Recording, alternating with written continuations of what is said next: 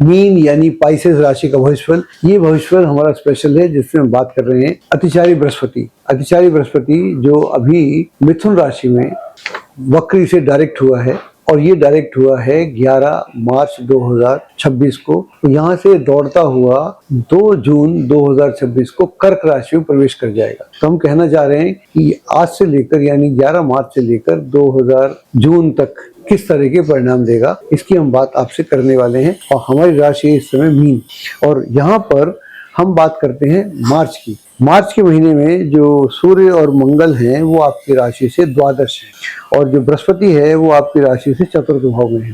तो ये जो समय है मार्च का, थोड़ा सावधानी बरतने का समय है। यहाँ पर धन संबंधी मामलों में आपको विशेष रूप से सतर्कता बरतना चाहिए।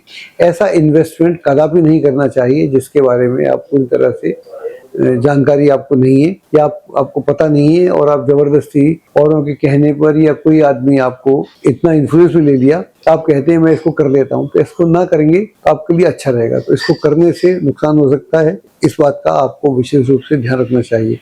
और वैसे भी इन्वेस्टमेंट करना हो तो पुनर्विचार करने की निस्संदेह आवश्यकता है और अपनी वाणी पर भी नियंत्रण रखने के लिए यह समय आपको सूचित करता है।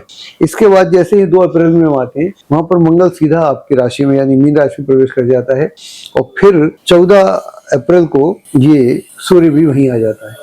ये जो समय है अप्रैल का समय आपके लिए बेहतरीन समय है। आपका जो कॉन्फिडेंस है, जो शेकन हो रखा था, वो एकदम से स्ट्रांग हो जाता है और आप स्ट्रांग हो जाते हैं और आपको सब कुछ साफ को दिखने लग जाता है। और जो लोग आपका साथ नहीं दे रहे थे वो भी अब आपका साथ देने को तैयार हो जाते हैं और आपकी क्लैरिटी, लोगों का साथ देना, दोनों मिलकर एक ऐसा माहौल क्रिएट होता है कि आप अपने आप को बहुत बढ़िया से ऑर्गेनाइज करना शुरू कर देते हैं। जैसे ही आप ऑर्गेनाइज करना शुरू करेंगे तो आप देखेंगे कि जो आपकी समस्याएं थी वो तो बहुत पीछे रह गई और आप now you are very clear you what you want to do. और इस बीच में आपके जो नौकरी की तलाश में है तो पूरी हो जाएगी। जो लोग एग्जाम दे रहे हैं उसमें उनको दिक्कत नहीं आएगी और कंपटीशन में सफलता के योग बना हुआ है। यात्राओं का सिलसिला बनेगा। ये यात्राएं आपकी देश विदेश दोनों तरह की हो सकती हैं। इन यात्राओं से भी आपको कल लाभ होगा। पारिवारिक वातावरण खुशहाली लिए रहेगा एवं परिवार में कोई मंगल कार्य भी संपन्न हो सकता है। यदि आप स्वयं विवाह के योग्य हैं तो विवाह होने का योग भी बना हुआ है। कुल मिलाकर इस महीने का आपको भरपूर लाभ उठाना चाहिए। अब हम बात करते हैं मई की। जैसे मई में आते हैं तो इधर मई के महीने में 11 मई को मंगल जो है आपकी राशि से दूसरे भाव में आ जाएगा यानी अपनी राशि में आ जाएगा, अपनी राशि में आ जाएगा। वहां पर सूर्य भी 15 मई को वहां प्रवेश कर जाएगा। तो मई का जो महीना है वो महीना और भी अच्छा है। यहाँ पर आप देखेंगे कि धन की स्थिति पहले से बेहतर होने लगी। आय का कोई अतिरिक्त स्रोत भी प्राप्त हो सकता है। वर्तमान आय में वृद्धि हो सकती है। परिवार की में एक सहुष्णुता का वातावरण देखने को मिलेगा। आपसी सहमति रहेगी। बहुत सारे मसले आसानी से हल किए जा सकते हैं। वाहन खरीदा जा सकता है। घर आदि को खरीदने का योग बना हुआ है।